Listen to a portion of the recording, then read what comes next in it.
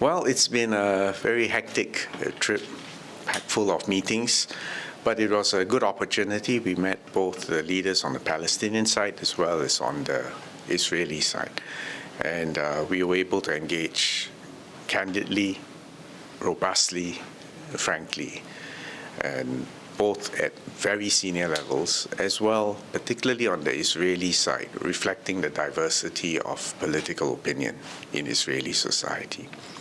I think the first thing is that everyone is encouraged that the ceasefire, fragile as it is still holding. That's absolutely critical because without that, progress can't be made. The second point is the glimmer of hope is that humanitarian assistance is increasing. The volume of deliveries has increased, although I think everyone still feels that there's a need to increase the volume even more significantly. But I see no reason why this will not happen within the next few days. So that's the second point. The third point is that the diplomatic activities now are shifting to New York because of the draft United Nations Security Council resolution. This is important because it puts the stamp of approval of the United Nations and therefore has the stamp of international law behind it. So it is not just a bilateral or a multilateral agreement, but one with the UN backing behind it. This puts it on a much surer footing for progress. Specifically for our discussions with the leaders on both sides, the Palestinian leaders are grateful for our continued engagement, for the fact that we have been steadfast in our support for the capacity building efforts of the Palestinian Authority. Over 800 officials have spent time with us in Singapore over the years. They look forward to, in fact, accelerating this pace of capacity building, even as they prepare for eventual statehood. Second, the fact that we provided support to the World Food Programme.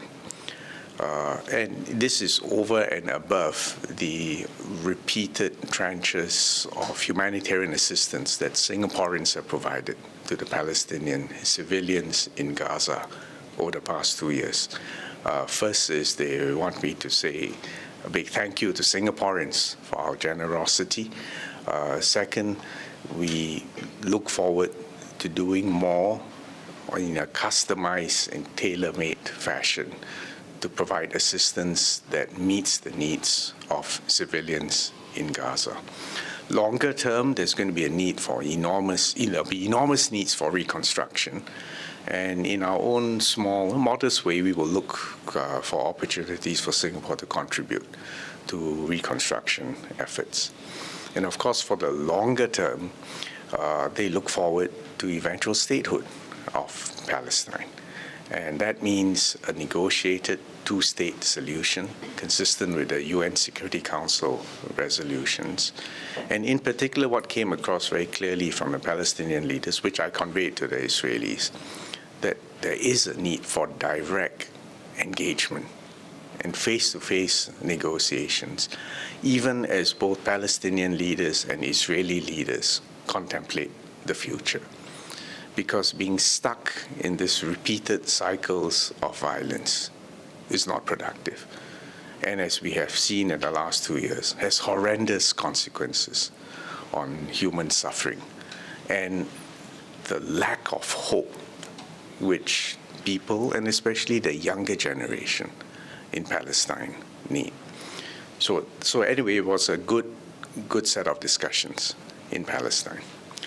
The last 2 days we've been here in Jerusalem and have engaged, as I said, across the wide diversity of political opinion in Israel. First, the common points. The common points first is that everyone is relieved the ceasefire is holding. We've conveyed to the Israelis that we really need to have a significant surge in humanitarian assistance. There should be no reason for any Palestinian in Gaza to be short of food or to be denied access or have any restriction on access to medical care. And specifically, again, in our own way, if we can contribute to this humanitarian and medical services, we would step up. And I've conveyed that to the Israelis as well. I've also conveyed to the Israeli leaders the need for engagement and the fact that the Palestinian leaders in the Palestinian Authority actually do look forward to this engagement. And of course, I've also reiterated our long-standing belief that the only viable way to achieve a just and durable solution is a negotiated two-state solution. The Israeli leaders know that there's a long and difficult journey ahead. But there is also a consciousness that you can't just keep repeating these cycles of failure and violence. And they're going to need support from the international community, from the United Nations. And of course, for this specific crisis, the invaluable role played by President Trump and his 20-point plan and the way it will be implemented through a United Nations Security Council resolution. But these are still only initial steps. There's still a very, very long journey. Basically, if you look at the situation from the perspective of the people, the suffering civilians in Gaza, even the Palestinians in the West Bank, who are still waiting for a state, who are waiting for a future with hope and potential, there needs to be progress in which the two peoples find a way to coexist in peace, dignity, and security. On the Israeli side, you cannot underestimate the shock and trauma that 7th of October conveyed or imposed on the Israeli people.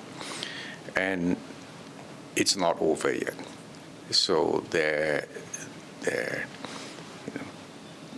desperate need for assurance of security is still very, very sharp. And it will take time for the raw emotions on both sides, both peoples who have suffered, to get over the initial trauma and then realize that ultimately the only way forward is reconciliation and to build a common future together where they coexist as two peoples sharing this land or making the necessary arrangements so that they can continue to live in peace and dignity. I want to make the point that Singapore is a tiny city-state. We are 8,000 kilometers away from here. Our political, our social circumstances are vastly different from here.